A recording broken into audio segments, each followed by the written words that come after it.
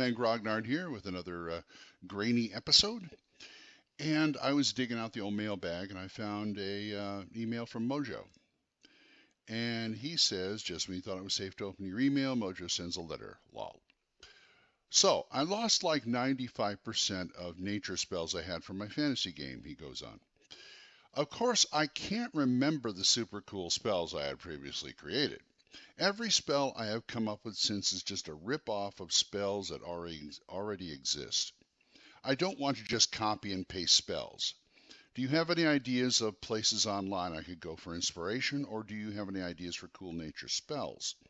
Anyway, that's my question. Thank you for your time in reading this. Sincerely, Mojo. Well, that got me to thinking about spell inspiration. Mojo, if I'll just go over what some of the resources I've used. Um, First of all, now this is kind of a no-brainer for me, but NationalGeographic.com. Not only do they have interesting pictures, but they got some pretty unusual videos. See, I like to look at animals and what they do. um, as far as just what they do. Some of the stuff could be really weird.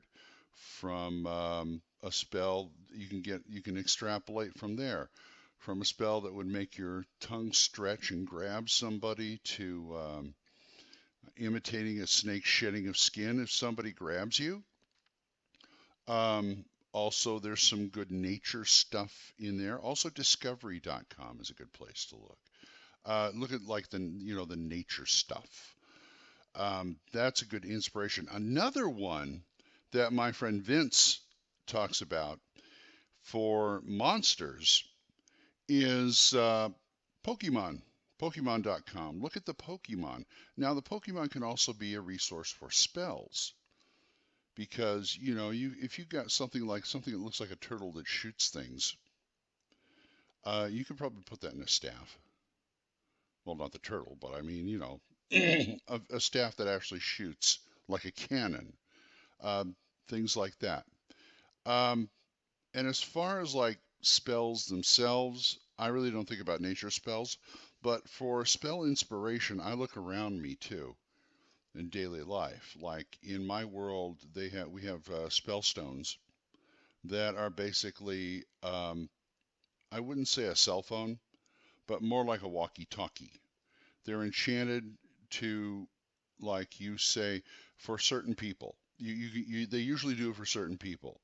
Like a wizard trying to get a hold of his apprentice, he would tap the stone and call out the apprentice's name, and on the other end, the stone would light up if he's around or anything, or it's in his pocket, because they're portable. It's nice. You can take. They enchant stones basically, and then he taps it, and they talk back and forth. And like I said, it's sort of halfway between a cell phone and a walkie-talkie. Um, and things like that. I also came up with, excuse me, I'm having a little trouble today. I also came up with things like, oh, let me think, spell coins, where you can put a spell in a coin, like a coin you'd use like a gold piece and stuff. And the larger the denomination, either the more spells or the larger level spells can be held. Now you can spend these, you can use these. I haven't come up with really good parameters. I'm thinking of making them like, you can put so many spells in this coin or use it for so many times before it basically disintegrates or things like that. Makes treasure really interesting in your game. Another type of spell is marked spells. What I mean by that is trademark spells. I have a certain wizard wandering around in one of my worlds that sells lower level spells to the common people. And for a reasonable price. I mean, you're not going to a wizard's tower and he's charging you like 1,000 gold pieces for a light spell or something, or that he'll charge from like a tenth of that, but it'll be copyrighted. It'll be, you throw it it has a certain way of working where everybody goes, oh yeah, that's what's his name's one of what's his name spells. Or he mostly sells them in scrolls and things like that. That's a good thing for spells to get them into your game and not have them all, be all powerful, and also, it doesn't make your player characters broke all the time. I mean, you can break them other ways. You don't have to do it that way, or you could. I don't know. Um, Nature spell, like I said, check out Pokemon.com, check out National Geographic, or Discovery.com is another good place. Especially Animal Planet. Yeah, look at the things animals do. That's, because you've already got like spider climb, things like that. Why don't you extrapolate from other animals?